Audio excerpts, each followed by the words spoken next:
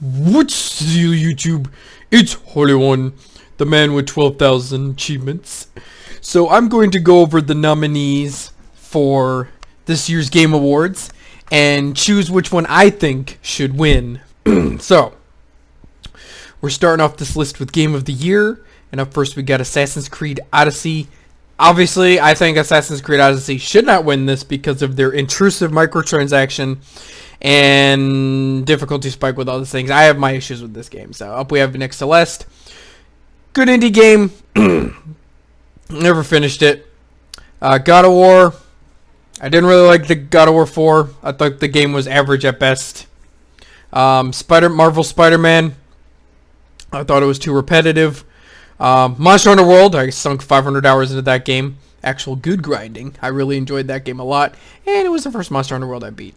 And of course Red Dead Redemption 2. Enough said as Red Dead Redemption. I have not beat Red Dead Redemption 2. So I'm going to have to go with Monster Hunter World as my choice for Game of the Year. So, next up we have Best Ongoing Game. We have Destiny 2 Forsaken, which was alright. Fortnite is okay. No Man's Sky, garbage. Overwatch is dying. And Tom Clancy's Secret Six Siege, which I think is also dying. So, I'm going to give this one to Fortnite because Fortnite is just taking over. Pretty much best ongoing game. Obviously, Fortnite is going to win that. Best game direction. Way Out was interesting. Detroit Become Human. Didn't really care about that. Walking Simulator. God of War again. I guess creative. Spider-Man. Red Dead. I'll give it to Red Dead.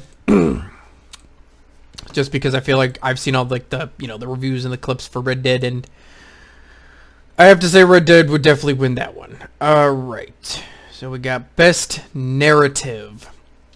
Detroit Become Human. God of War again. God of War started off too slow, I think, for the storylines. Life is Strange. Obviously, I'm going to have to take that one. Marvel Spider-Man. Red Dead for sure. I saw this. I've been reading up on the story, and I think that game definitely beats it. Best Art Direction. Assassin's Creed Odyssey. God of War. Octopath Traveler. Red Dead. Or Return to Orda. So this is like... I'm going to give it to Octopath Traveler. I thought the game was trash, but the art style, I think, is phenomenal for a 2D game. Best Music. Okay, I love music, so here's the nominations. Oh boy. I'm gonna give it to Ni no Kuni 2. Ni no Kuni 2 has some fantastic music. Best Audio Design. So that's like audio shooting. I'm gonna give this one to God of War. I don't hate God of War 4. I said the game was average, but it definitely had some awesome audio. Best Performance. I gotta go with my boy Christopher Judge. I like him. He's going to win it for God of War. Alright. Games for Impact. Never heard of these games. I'm going to give it to Celeste.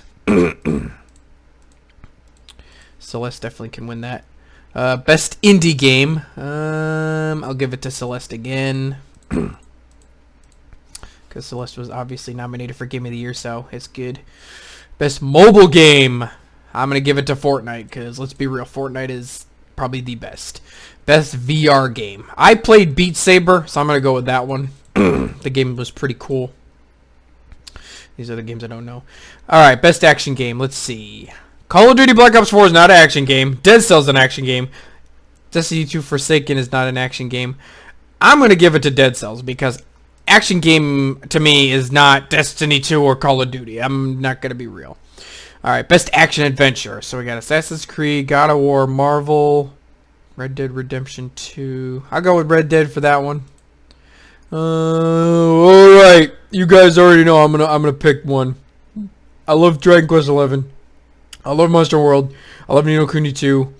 And Pillars of Eternity I don't give a damn about. But I'm gonna have to go with Dragon Quest 11 because that game is phenomenal and it definitely deserves this choice for best role playing, best RPG.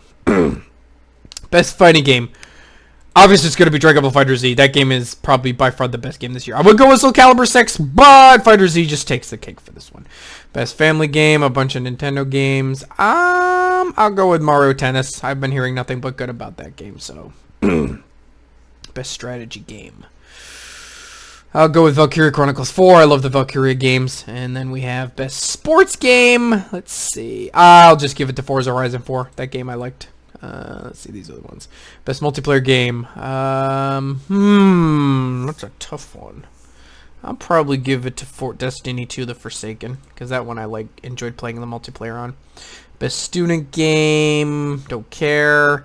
Best debut indie, nobody cares. Best esports game, probably I'll go with Dota. Dota's just huge. Dota is just killing it.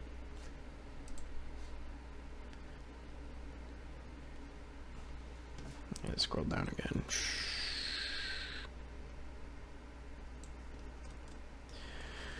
Okay, now we got best studio design. Don't care about esports players. Best esports team. Irrelevant. Best esports coach. Esports. Nobody cares. Content creator of the year. Myth. Ninja. Pokemon. I'll give it to Ninja. He's the only dude I know. These other guys, I have no idea who they are. Alright guys, those are the votes I picked.